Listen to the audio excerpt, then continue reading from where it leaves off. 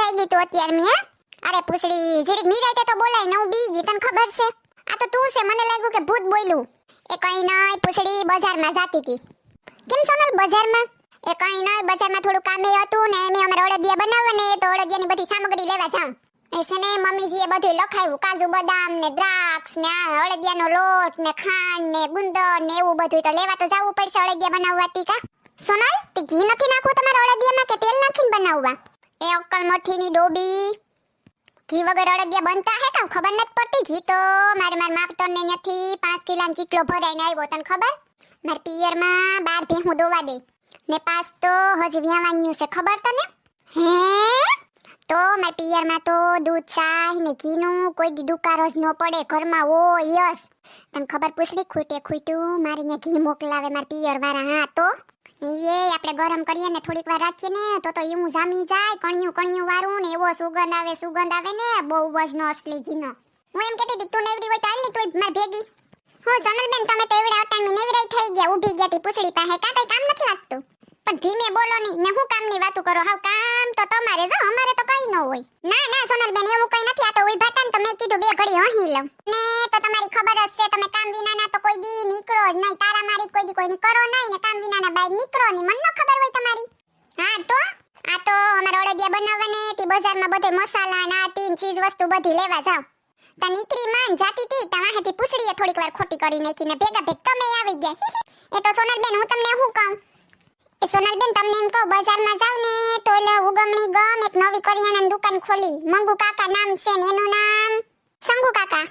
એ પણ એમ કહું કે તો દુકાનનું નામ સંગુ કાકા કે મંગુ કાકા? દુકાનનું નામ મંગુ કાકા છે ને દુકાનવાળાનું નામ સંગુ કાકા. હે આ તો બહુ ભારે કરી હે. દુકાનનું નામ મંગુ કાકા કા લે બાઈ. એ પણ આ દુકાનનું નામ સંગુ કાકા ને મંગુ કાકા ને એવું કા રાખ્યું? એ દુકાનનું નામ મંગુ કાકા છે ને ઓલા ભાઈનું નામ સંગુ કાકા છે. તી બેન એમ તમને ખબર એમ છોકરા નામ મંગુ કાકા રાખ્યું એટલે દુકાનનું નામ મંગુ કાકા પણ ઓલા ભાઈનું નામ છે સંગુ કાકા. તમે તો છે ને કોઈ હા મને ગોટાળે ચડાવી દીધી. આવા ગોટાળા હોય કોઈ દી? સંગુ કાકા ને મંગુ કાકા હું તો એક રહી ભૂલકણી બધું ભૂલી જાય ન્યા જઈને હું દુકાનનું નામ છે ને હું દુકાનવાળાનું છે. હું તો એમ કે સંગુ મંગુ કોણ છે એમ. હા તે હું એમ કહું કે દુકાનનું હું તમે કહેતા હતા સંગુ મંગુને ગોટાળે ચડાવી દીધી બોલો તો?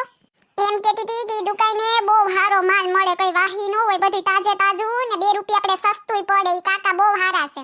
હે એવું તો હું ન્યા જ જાય હો. તમારે કોઈ હગા છે એમ પૂછું કે તમારે કેટલાનું આ બધું કરિયાણું લેવાનું છે? મારે તો બધું ઝીણા મોટું થઈને 5-6 હજાર તો થઈ જ જાહે. એ તમે દુકાને જાવ ને તો મારું નામ આપજો. મારા દૂધના ફૂઈ છે ને એનો છોકરો થાય. અમારે બહુ સારું ભરે એમ. ઈ થોડુંક સસ્તું પડશે તમને હો. ને મારું નામ દીહો ને તો 200 રૂપિયા બીજા ઉતારી દી એમ ને. એ હારું તો હું ન્યા જ જાય હો. હાલે પૂછડી તારા આવું નેવડી હોય તો હાલ આપણે સંગુ મંગુ ને કાકાની દુકાન જવાનું છે. એ હારું તો હાલો ધન્યવાદ તમારા. તમે અમને દુકાનની માહિતી આપી અમે ન્યા જ જાહું ને. એ હા વાંધો નહીં સોનલબેન. પાડોશીની મદદ ન કરે તો બીજું કોણ કરે? તે તમારી થેલી બેલી કઈ દેખાતું નથી. સામાન કેમાં નાખશો? એમને લઈ આવવાના છો? આ તો એટલાનો સામાન લેવાનો છે તે આપણે 2 થેલી એમને ફ્રીમાં નહીં આપે કાં લે?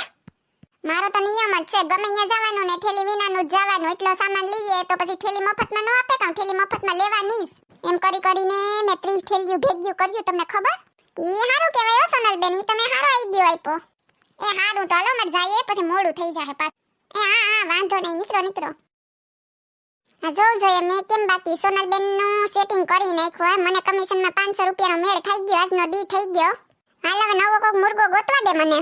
એ હાલો શંકુભાઈ હું જલપા બોલું ને એમ કહેતી હતી કે તમારે અહીંયા મેં ઘરાકને મોકલા 500 હજારનું કરિયાણું લેવાનું છે હો.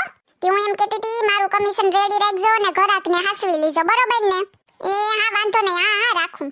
હેલો મિત્રો, જો તમને અમારો વિડિયો પસંદ આવ્યો હોય તો અમારી ચેનલ ચીબલીની મોજને લાઈક કરો, શેર કરો એન્ડ સબસ્ક્રાઇબ કરો. Thank you.